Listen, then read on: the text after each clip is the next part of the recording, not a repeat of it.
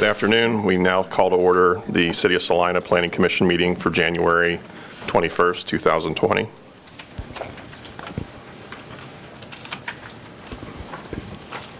As far as our roll call, Mr. Chairman, Commissioner Eisenhower and Commissioner Freiberger contacted us and said that they would not be able to attend today's meeting, but we do have 7, and that is a quorum to move forward with our meeting today. Has the Kansas Open Meeting Act required notice been properly provided? Yes, we have posted notice of this meeting as required by the Open Meetings Act. Thank you. Before you get to item 2.1, I just wanted to point out you have at your places there, if you picked up a packet, the correct date, but the first version that went out to you incorrectly gave the date of December 19th for your previous Planning Commission meeting. It actually should be the 17th, so if there's a motion to approve the minutes, it should be approved the December 17th minutes. We have a motion for approval. So moved. Seconded. It's been moved and seconded. All those in favor say aye. Aye. Aye. Opposed?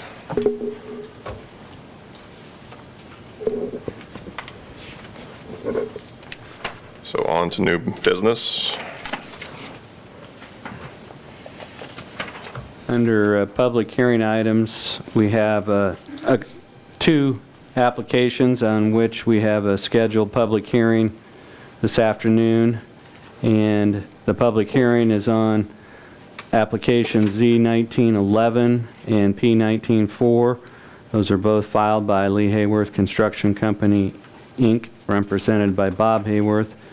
And 3.1A is requesting a change in zoning district classification from A1 agricultural to R1 single-family residential. And the companion application 3.1B is action on a preliminary plat for a 9.2 acre tract of land located on the north side of Cedar Ridge Drive between the Grand Prairie addition and the Briargate addition, and this is south of the municipal golf course. So we have provided notice in the Salina Journal. We have sent owners to within 200 feet notice of today's hearing, and also posted signs on the property. So the appropriate action would be to open the public hearing on items 3.1A and B, and then staff will give our overview.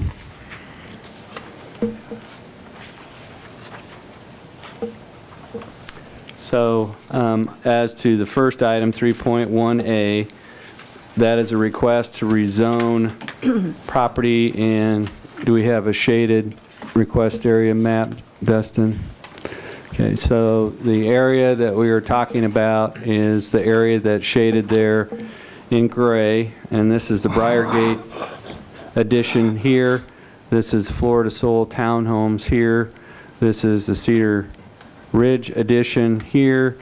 This is the Grand Prairie addition here. And if we slide a little bit to the top, we can see that this is the 5th hole of the Salina Municipal Golf Course, which runs along much of the north boundary. And so as far as the zoning application goes, this property is a currently pasture land, and it was purchased from the Graves Family Trust by Mr. Haworth in 2006.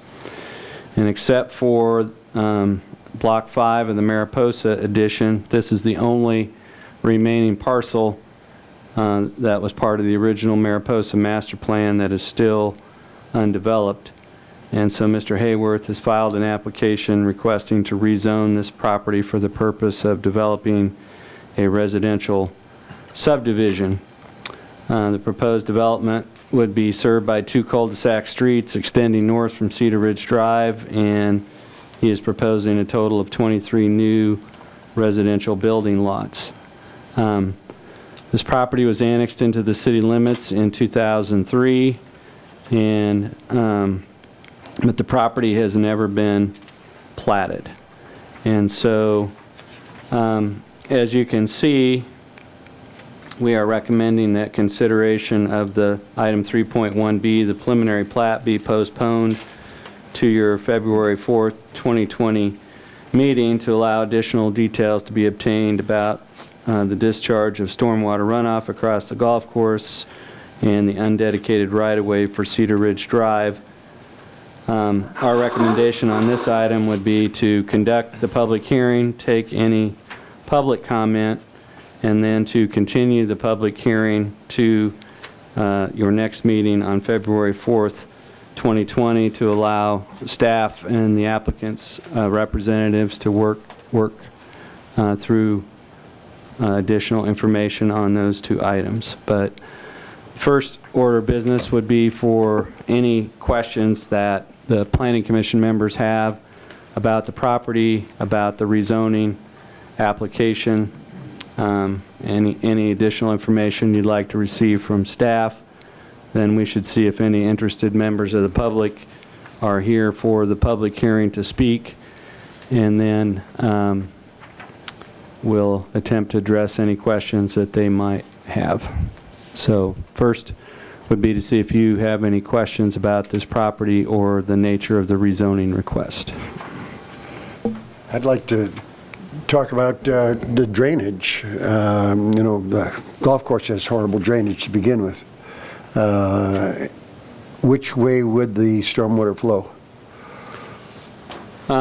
We're not going to get into the details, nitty-gritty of that, but all of this area, there is a 136-acre drainage basin that drains into the Mariposa detention pond, and most of that goes across the Salina Municipal Golf Course to get there.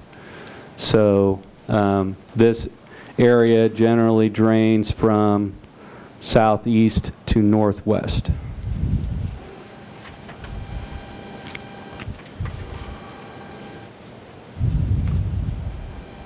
Any other questions, concerns?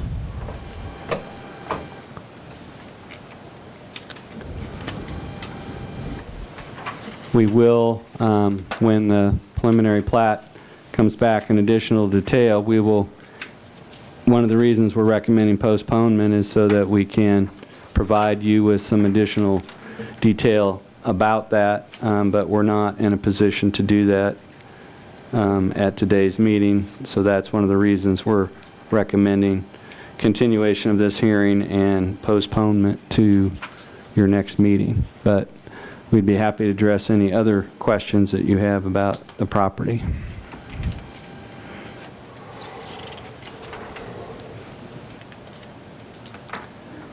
If not, then we could see if there's any interested members of the public that would like to speak.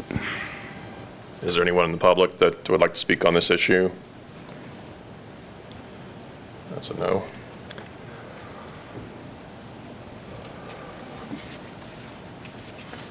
And one of when the representatives of Mr. Haworth filed their application and scheduled for the hearing for today, neither they or staff were aware that Mr. Haworth was going to be out of town today, and so that's another reason for postponing this, to allow Mr. Haworth to be present also to answer any questions you might have about his plans for the property. I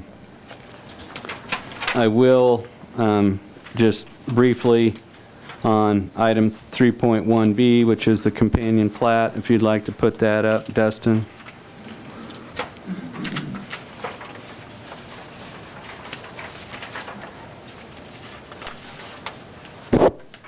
If we could go to the plat. This is in your packet, and this is the proposed layout with Cedar Ridge Drive here with two streets coming off of there, this being Briargate, this being the fifth hole of the municipal golf course, and this being an existing sump. There's kind of a sump there already where water collects because there's storm sewer inlets here that collect stormwater. But we had this plat submitted. It was reviewed by the city's development review team and the municipal golf course staff. We did an initial review. We provided comments and requests for additional information to the applicant and his design team. There were 2 items that we felt required additional staff research time, review, and work. One of those was ensuring the city's able to obtain title to right-of-way for a segment of Cedar Ridge Drive for which no right-of-way has been dedicated. And at this particular time, we're trying to establish who has the title to that and can properly dedicate that to the city. Dustin, you do have a map for that you had up briefly, but we can show you that. There's a section right here that was not included in the deed from the Graves Trust to Mr. Haworth, and so we need to establish who's in a position to dedicate that right-of-way to the city of Salina. And so that's one of the things that we would be working on between now and February 4th. And then there needs to be some additional design details about how water will discharge from the detention pond in the northwest corner of the property across the golf course to get to the upper pond located in Grand Prairie Addition. And so we would like an opportunity to work with the applicant's design team and our staff and the golf course staff to come up with a mutual solution to that. So our recommendation would be to be very clear in any motion that we are continuing the public hearing on these 2 items to the February 4th, 2020 meeting and postponing consideration of the rezoning and the plat to that February 4th meeting. So with that, we would be open to any questions you have about the companion plat application. But again, we don't want to get ahead of ourselves, as we don't have all the details resolved that we can report to you on the storm drainage and the right-of-way dedication.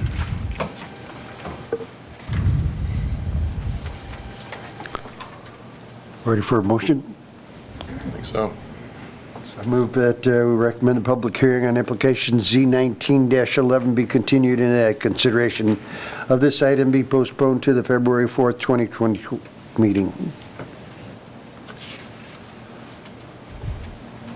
Seconded. It's been motioned and seconded. Those in favor say aye. Aye. Opposed? And then, since that dealt with application Z1911, then if we could get a motion to postpone consideration of companion application number P19-4 to that same February 4th, 2020 meeting. So moved. Seconded. It's been motioned and seconded. Those in favor say aye. Aye. Opposed? So these 2 items will be back on your agenda on the February 4th meeting date, and we anticipate we would have much lengthier staff reports and more attachments for your review.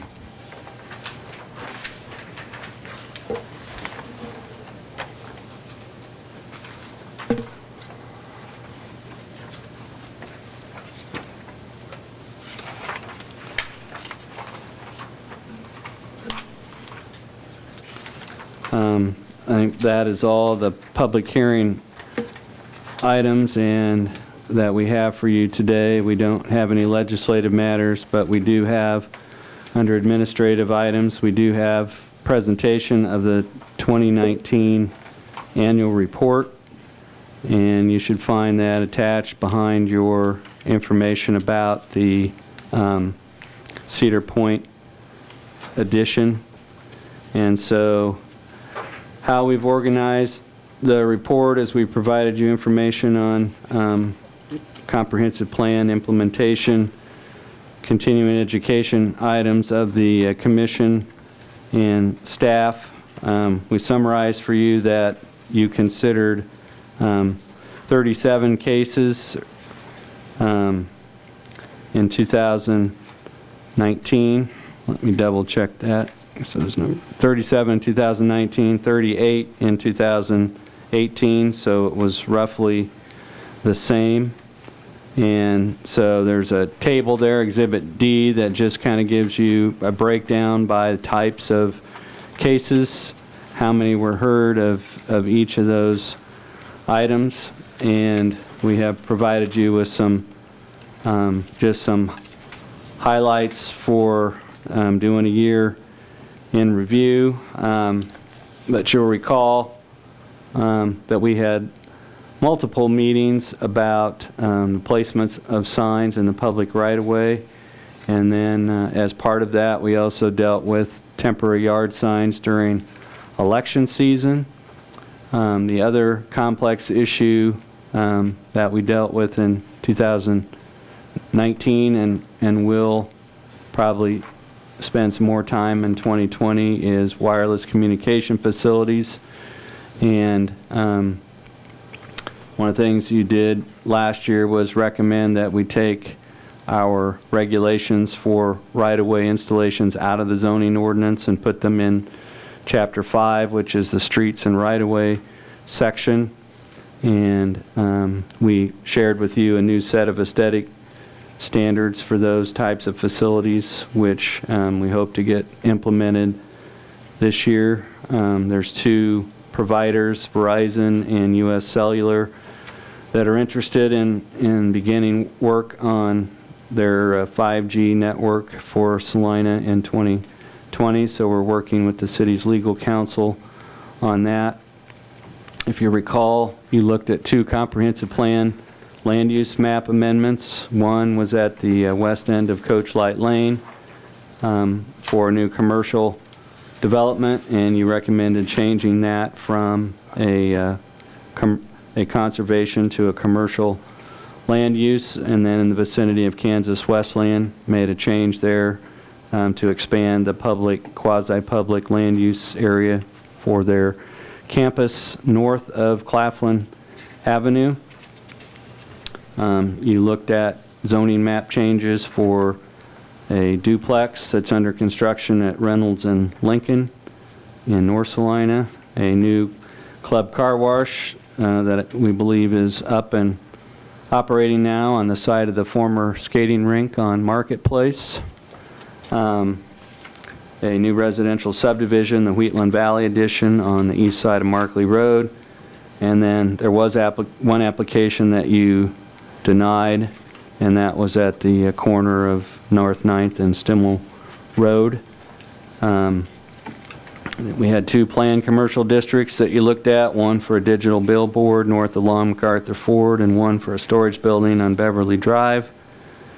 And then we did 9 conditional use permit applications. Two of the more significant ones were a new police training facility on Yost Drive and a new police parking lot that, if you've driven by at North 10th and Elm Street, is completed and in use. We had one final plat of a new residential subdivision, and that added 78 lots to the city's inventory of platted residential lots. We had 2 new farmers market locations approved. We had a roadside stand that you approved for sweet corn stand out at Midstate Plaza, and a food truck park at the former Masonic Temple. And then we did landscape awards in 2019, and we have a reminder of the award recipients for that. The other aspect of our report is member information. We were going to, when we wrote this, going to say we were operating at full membership, but Mr. Freiberger has submitted his resignation effective January 31st, so the Planning Commission will have 1 vacancy, which is his spot. We had a new youth representative appointed effective January 7th, 2020. We've conversed with him, but he was unable to be here today, but we anticipate he'll start at the next regular scheduled meeting. Mr. Lenkowitz was elected to be the new chair and Barb Good the vice chair for the coming year. Mr. Olson is your representative on the Board of Zoning Appeals, and Mr. Baffa is the representative on the Heritage Commission.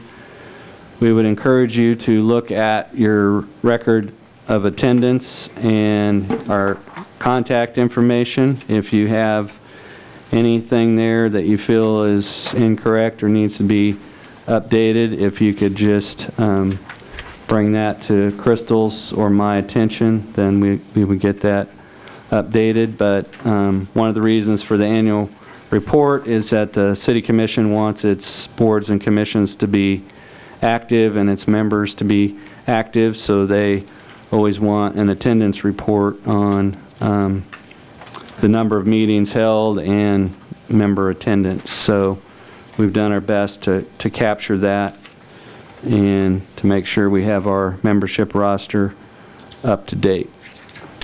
And so with that, I'd be open to any questions that you have. If the report, if you don't have any questions or corrections or additions to make, then the appropriate action would be, if you're comfortable with its content, to pass a motion that staff transmit this report to the City Commission on your behalf.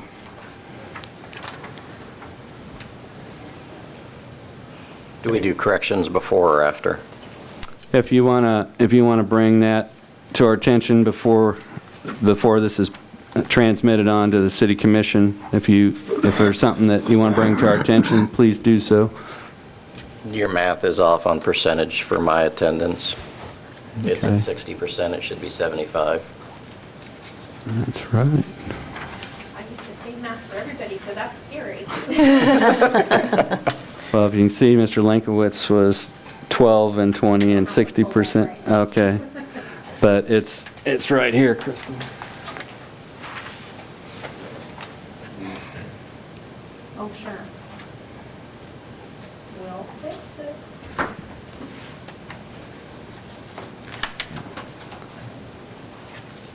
I'm not sure we have a program that generates that all at once, but that should, math-wise, that should be 75%, so that'll make you look better. That's what I calculated. Yeah.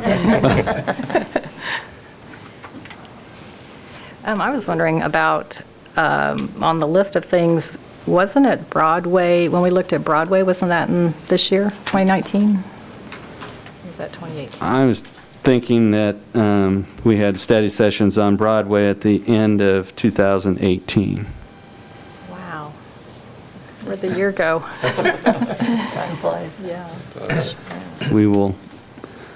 We will double check that, because I told Dustin that I didn't remember going to the national conference in 2019. I thought it was the year before, so we will double check that. But when I look back at study sessions that we did, we were, because of a lot of the multiple meetings we were having on downtown arts and entertainment things, we only really had a single study session in 2019, and that was on the roles and responsibilities of the Planning Commission and the ethics policy.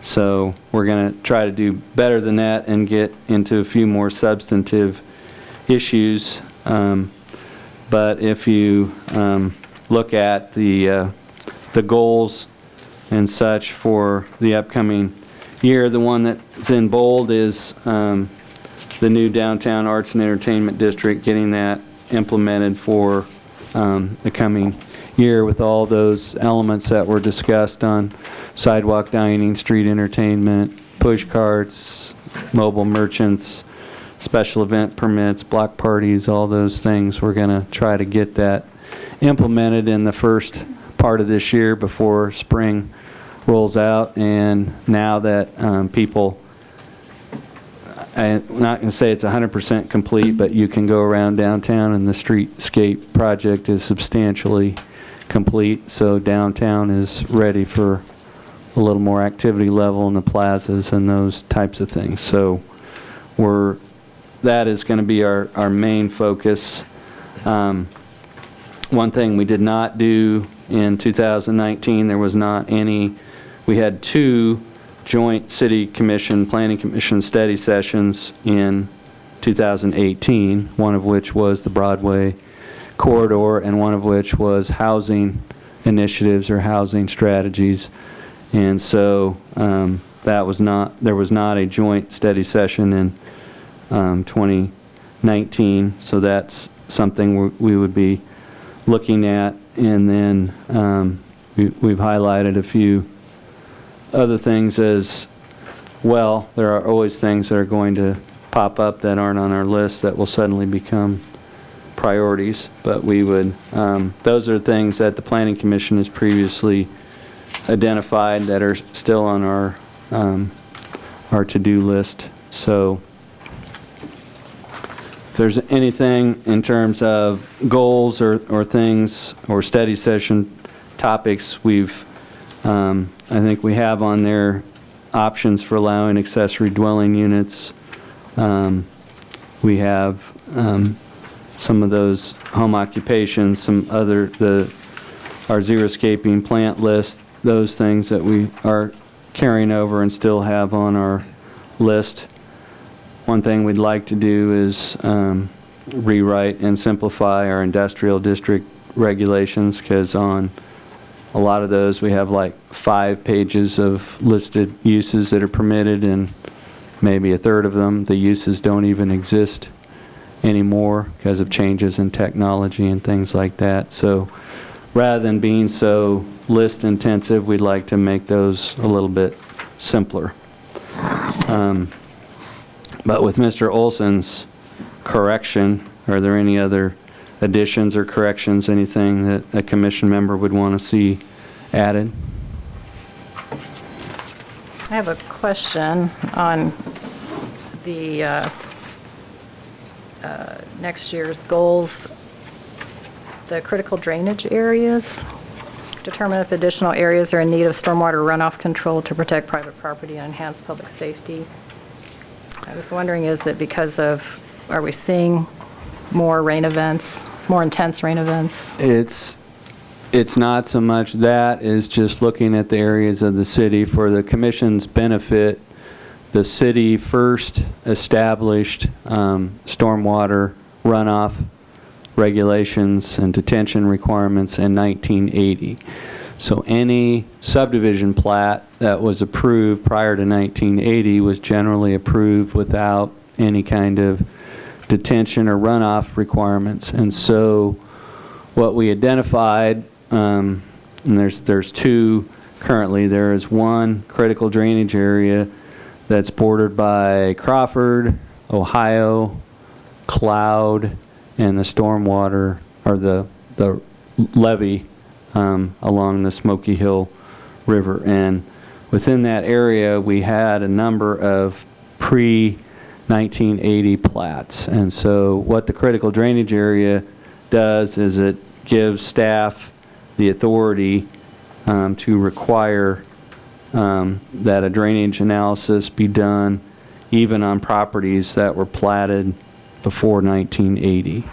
And then the second critical drainage area is along South 9th Street, south of Magnolia and extending a little bit north of Magnolia. A number of those plats were approved in the mid and late 1970s, and so there was no drainage analysis nor no stormwater solutions required. And so what the critical drainage areas is just look at, are there other areas of the city where we have street flooding issues, drainage problems, whatever, and substantial amounts of vacant land where we should be looking at stormwater solutions as part of a building permit review.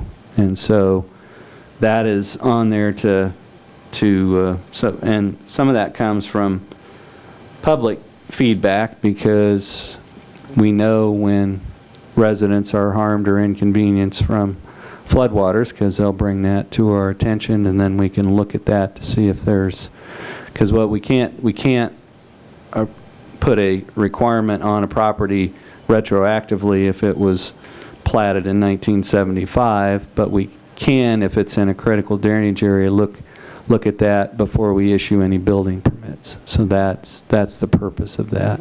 I see. Thank you. Are we ready for a motion? I move we accept the annual report. Second. It's been motioned and seconded. Those in favor say aye. Aye. Opposed?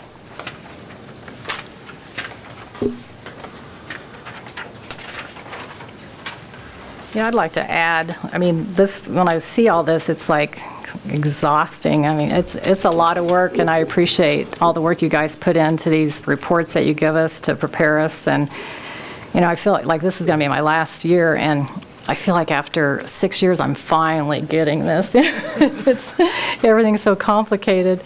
So I appreciate what all you guys do, and Crystal, too, that... Yeah. Anyway, I just know it's a lot of work you guys put into all this. That's for the benefit of you, but it's also for the benefit of us, what we don't like to do, and you do have turnover and changes in planning commission makeup, but one of the ways that we address that is carry over that list to just say these are things that have been brought up before, and we don't want them to feel like they're falling through the cracks or we're not paying attention. Yes, that list is pretty ambitious, but it's just there to keep it in front of everybody to say these are the things. Some of them, like wireless communication facilities, we don't have a choice. If the Federal Communication Commission or the state legislature changes what local governments can do, we have to respond. And so we have to be on our toes all the time for changes that occur at the federal or state level. So we can't, sometimes we have to react and not plan. So It doesn't seem right for the planning yes, planning department. sometimes we're the reacting commission. So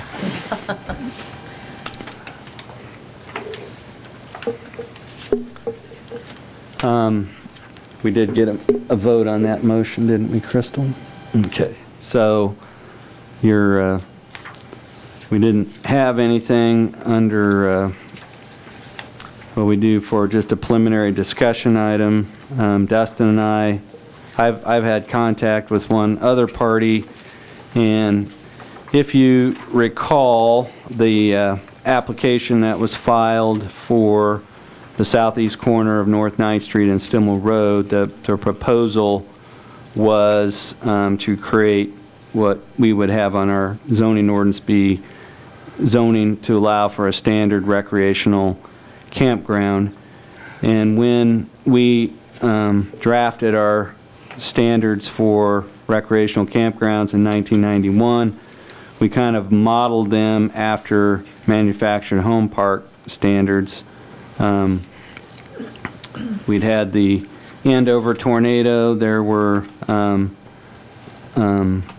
a lot of concern and interest in having storm shelters and making sure that if we had campgrounds, in a lot of ways, a true recreational campground is a little bit like a short-term manufactured home park, because you could have people who might be here for a construction project or for some other purpose, and the idea is that they might be there for 6 months to a year, and they need certain level of services to be provided by the campground operator. But since 1991, we've only had one recreational campground proposed, and none have been approved or established inside the city limits. What we have seen more interest in is what we would call short-term or overnight or traveler RV parks.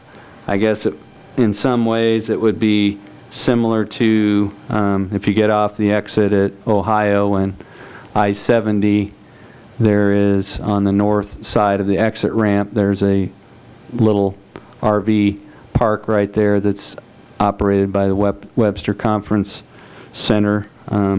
It's generally pretty full. They don't offer much services or amenities there. But what we've seen is some interest from travel plazas, and also we've recently been contacted by a motel, and what they're interested in is providing limited overnight RV parking as an accessory use, not as the only or sole use of a piece of property, but as a supplemental use to a travel center or a motel. And so what we do is go down our checklist of items in our recreational campground ordinance, and there's a number of things that those can't meet, and that's because we kind of have a one-size-fits-all approach. And so what we wanted to discuss with you would be a possible initiating a text amendment that would address the overnight stay venue, providing a process to establish where truck stops, travel plazas, motels could apply and submit a plan for limited short-term RV parking, and that those would have to be accessory or secondary to a main use. And we noted for you that the City of Abilene recently adopted a similar text amendment to accommodate a proposed RV park at the 24/7 Travel Center on North Buckeye near I-70. And our staff has been collaborating with the City of Abilene's staff in looking at this issue.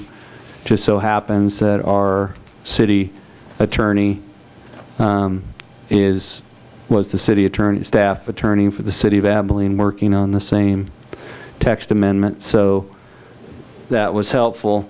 But we've been contacted by property owner that owns the Quality Inn Motel on I-135 in Crawford, and was looking to establish an accessory RV parking area there as part of the motel operation.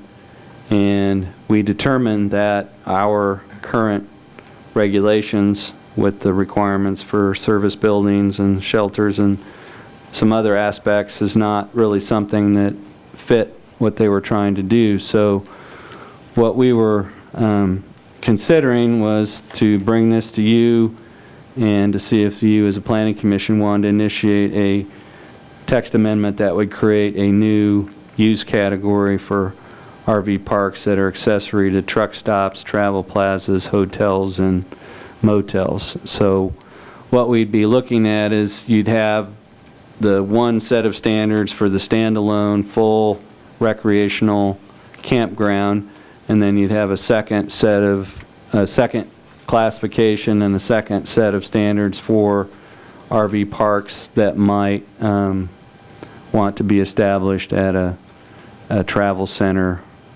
or a motel adjacent to an interstate. And what we were proposing is that be done through a conditional use permit process, so that the owners would have to submit a plan, and that you would approve not only the use but the plan, which would include the number of spaces, how it's laid out, what services it would provide. And so it would be done on a case-by-case basis, but not to have the same requirements that you would have for a long-term campground. We provided for you a article from the Abilene newspaper that kind of described their issue, and like I said, we've been sharing information and collaborating with the staff over in Abilene, and we agreed their campground ordinance was very similar to ours and didn't really fit what the 24/7 convenience store was trying to do. So they came up with a text amendment to address that, and we think that they've done helped plow the ground for us to do something similar if you were interested in initiating something like that and taking a look at that. I see an administrative enforcement problem. You know, we go to a motel in my motorhome, how do you know whether I'm staying in the motorhome or in the motel? Well, what they would, the plan that we've seen and what they would have to do is that they would have to submit a park plan, and then you would approve 10 spots, 20 spots, 25 spots. There would have to be hookups for electricity and all those things, and so if the RV is in one of those designated RV stops, then there would be, we would have need for utility hookups and those types of things. So if your RV is parked in the motel lot, then they could be a guest, but if they're going to be there as overnight RV parking, then the motel operator would have to provide hookups for those facilities. And then how do you address the camping at Walmart parking lot? Well, the way we've addressed it in the past is sending letters to the manager at Walmart periodically saying that our city zoning ordinance does not allow those to be used for overnight parking for those people who, for whatever reason, don't feel they need or want the electrical hookups or the sewer hookups. Then it's simply a monitoring and enforcement challenge, but it hasn't been every year, but at least once every 3 years as managers change, we have sent letters out to the Walmart manager reminding them that they're not to use their parking lot as a campground. This is designed for people that want to, a lot of, as we understand it, there's a network of these things, and a lot of times the reservations are made or payments are made through a phone app, and it's done in that fashion. But what this would allow these places to do would be to come part of that network of approved RV locations where people who are traveling across country or whatever, then they have an opportunity to know in advance places that are available and have the services they might want. So the way this would be set up, if you initiated a text amendment and it was a conditional use, then you would review the motels or the travel center's plan, and you would determine the number of overnight spaces you feel are appropriate, and then that plan would have to be carried out by the operator. And so the one in Abilene they've not started work on that yet, but one of the things that is important to do on a travel center or truck stop is to separate the semi-truck travel and parking from the RV parking, and that's something that we would look at, and that's one of the reasons for having them submit their plan for your review so you can see how it would be set up and how it would operate. So would this open up Walmart to be able to apply then? Theoretically, yes. If they wanted to put in the designated spots and provide the services and all that and go through the application process. Part of that will be, and that we'll have you look at, is what zoning districts. Right now, a recreational campground is allowed in an A1 agricultural and a C7, which is our highway commercial district. Most of our truck stops, travel plazas, motels along the interstate are C7. Walmart is a shopping center district, and so if you look at a map, and we provide you a map of all our C3 zoned areas, you might not think it's appropriate to allow campgrounds in a C3 area, but that's part of what we'll lay out for you. Is we'll provide you with a map that says these are the C7 zoned areas, these are the C3 zoned areas, and then you can discuss and advise us which commercial districts or locations you think the use is appropriate in. But that would be part of our text amendment process. If you would initiate this, then we would bring that back to you to get your feedback. So for example, and I guess the vapor lounges might be one, even mini storage was one where when vapor lounges weren't permitted anywhere, so then we had a text amendment to allow them, but then we went to you and we kind of just looked district by district, and so the Planning Commission made a recommendation to say, well, they're allowed in this district but not in this district, and so we would bring that back to you so you can decide which of the zoning districts this should be an allowed use in. And you may decide, for instance, the Dillon's at Cloud in Ohio is Zone C3 Shopping Center District. The Walmart is Zone C3 Shopping Center District. So if you said you thought that they should be allowed beyond just our C7 areas, then, and in C3, then, you know, if it's good for one C3, it can be applied for in any C3. So before you would make a recommendation like that, we would want to give you a map and say, here's all the C3 zoned areas, here's all the C5 zoned areas, here's all the C7 zoned areas, so you can look at that and make an informed recommendation. But if you are interested in initiating this, the action today would just be to, by motion, authorize staff to initiate a text amendment that we would bring back to you for further input and guidance. If you think it's a bad idea altogether or something that's not good for the community, certainly you don't need to, you can indicate that and not make the motion. But if you were to make a motion, we would begin the process of preparing that, bringing you definitions, showing you what uses are allowed in those districts where the truck stops, travel plazas, hotels, and motels are, so you can make a recommendation of where you think this should be allowed and not allowed.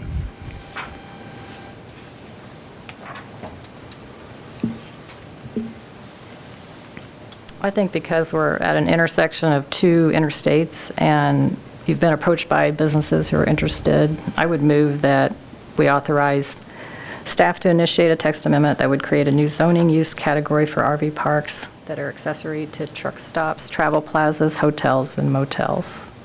Seconded.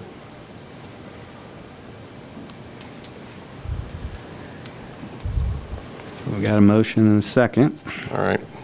It's been motioned and seconded. All those in favor, say aye. Aye. Opposed?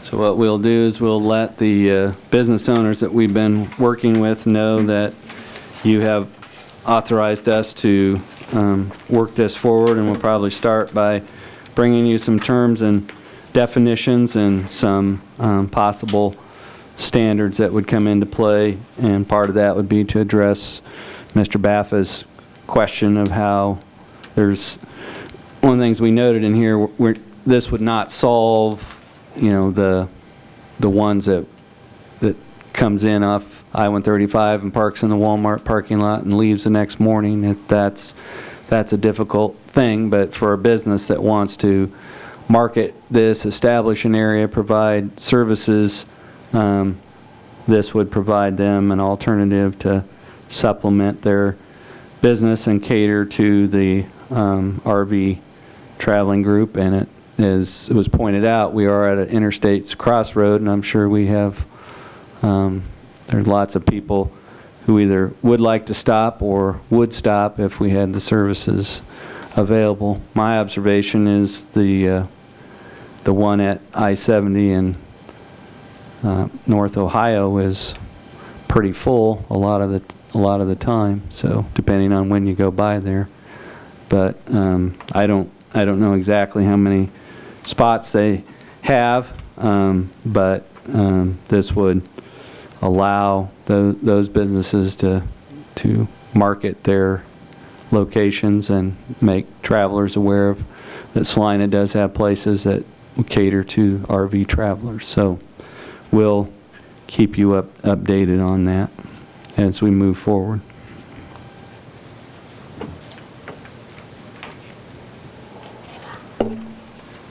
So no unfinished or other business? We don't have any other business other than to say that we will try to reconvene on the 4th, and we will also have a meeting on the 18th. We received an application for a zoning change, I guess. We all need to confirm that, but apparently the Salina Christian Academy is no longer operating at the former Lowell School location. We have an application to rezone that property to multifamily for conversion to some form of housing. And so that application is scheduled to be on your February 18th agenda. And then we have a situation where this body has not taken any formal action yet on the replat application for the northern portion of Grand Prairie, and we will just advise the commission before that is to be brought back, but there hasn't been any final action on the replat itself, so that will come back in some form or fashion, and the city commission is finalizing the terms of and implementation of their form of a moratorium ordinance, and we'll let you know about that implementation. But that implementation and the effective dates and all that have not been finalized yet, but they have worked through your recommendation and put that into an ordinance form, and then we'll let you know what their final action was. But the ordinance is only for 60-day moratorium. It's a temporary moratorium, yes. But the effective dates and the actual terms of it are not finalized yet. But when that occurs, we'll be providing that information. But there's still a pending replat application that has not had final action on, so that will come back to you at some point this spring. You know, I've been thinking a lot about that and knowing that it might come back, and feeling like I wasn't prepared when things were brought up, and then knowing that this other plat came up, and I'm guessing, anticipating that stormwater is going to be a big issue. I guess I either want to encourage everyone to go out there on their own and look at it, or see what you thought about going out together as a study session. If anybody has any thoughts on that. But when I drove out there, it even though, you know, we can look at a map, going out there does make a difference. And I would guess there would be no need for us to, by the time the replat comes back, we won't need to try to picture where the fire access road would be. No, Okay. there would be yeah. something that's more precise. I don't know, can you go back to that aerial photo, Dustin, so we can just call that up? I had to give directions to somebody else. We talked about that as a staff, and we just think logistically, ideally, I mean, one of the reasons that we do send packets out on Friday is I've had planning commissioners and Board of Zoning Appeals members say they get their packet, and then on the weekend they go drive and look at the property or drive the area or whatever before the meeting. One of the advantages of that, we think that it is beneficial for at least as a first pass to try to have each member go out and look at that individually. But if you could go back, pan to the west, pan until you get to Marymount. So just for the benefit of the commission members, this is South Marymount Road, and this is the main entrance into Mariposa right here. So if you take this road and then turn left here, this is a public street, and then this road goes across the dam that forms this detention basin. And so to get a perspective, really, the best way is to come here and just to park along this drive here and to look at the pond. But direction-wise, that's the best way to get there if you want to have a firsthand look for yourself. Okay, good. Of what that looks like. The other thing you do is when you actually stand there and then look off to the east, you can see the slopes and the things and how the ground lays there. But that when that was actually designed in 1988, and the design took into account a 136-acre drainage basin that drained to that location, and then there's a release point, and then the water discharges out and makes its way over to the Smoky Hill River.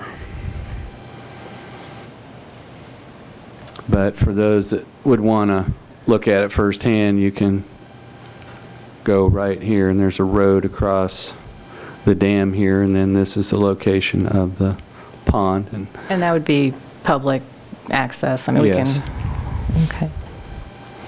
There is a residence right here, and this also serves as their driveway. But unless you're a golfer playing the 16th hole, the best way to see the pond is to do that. So we would certainly encourage you to do that. If there becomes a absolute need or essential to do that, we could potentially do that, but it's kind of logistically difficult to have mobile study sessions. And Right. No, I think that's very accessible for us to go on our own.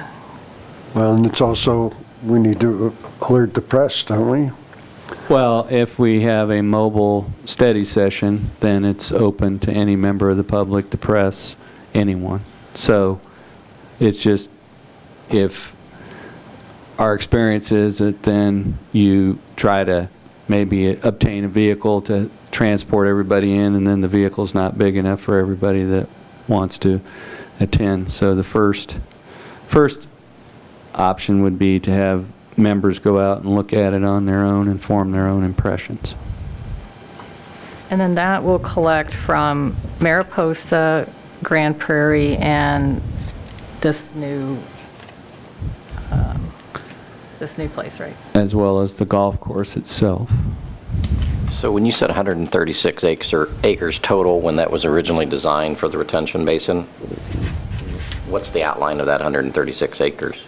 We will provide that to you at the next meeting when we get into that in more detail. Okay. But the thing to remember is that in 1988, the Graves family owned all the property, and so they were looking at it as all as one development, and then different parts of it got sold off to different individuals and so that is when the original, if every subdivision in there was a part of Mariposa and you had a gigantic Mariposa Homeowners Association, that would have been ideal, but it didn't work out that way. So now you've got multiple separate entities, and so that creates the complication. But that is the other thing is that the Graves family also owned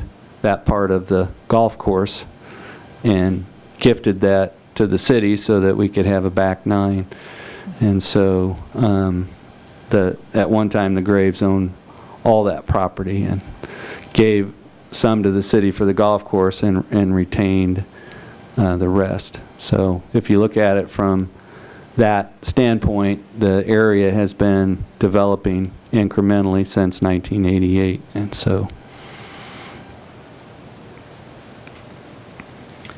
But that would be our first recommendation, would be for individual members to go out and take their own firsthand look at things and form their own impression. Thank you.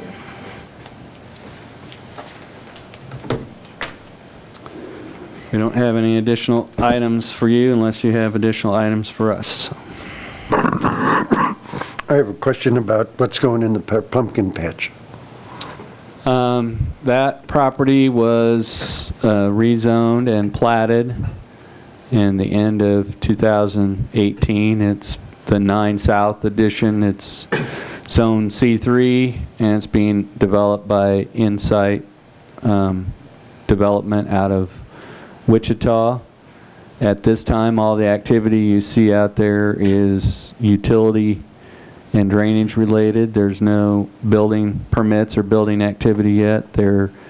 If you may or may not recall, there was no water on the east side of 9th Street. So they're bringing water lines across from the west side of 9th Street, under 9th Street, and putting water lines in and fire hydrants and things like that on the east side of the street. So that's the activity that's going on out there right now. But as of yet, no building permits have been issued for any new buildings.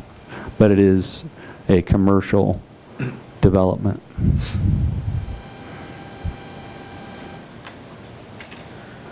And did you need a motion, or did we already do that on the? We've taken care of the annual report and the initiating the text amendment, so all we need is a motion to adjourn if that's the preference of the commission, so. We have a motion. So moved. Seconded. It's been motioned and seconded. Those in favor say aye. Aye. Adjourned. We are adjourned. Do the That had a sound of finale.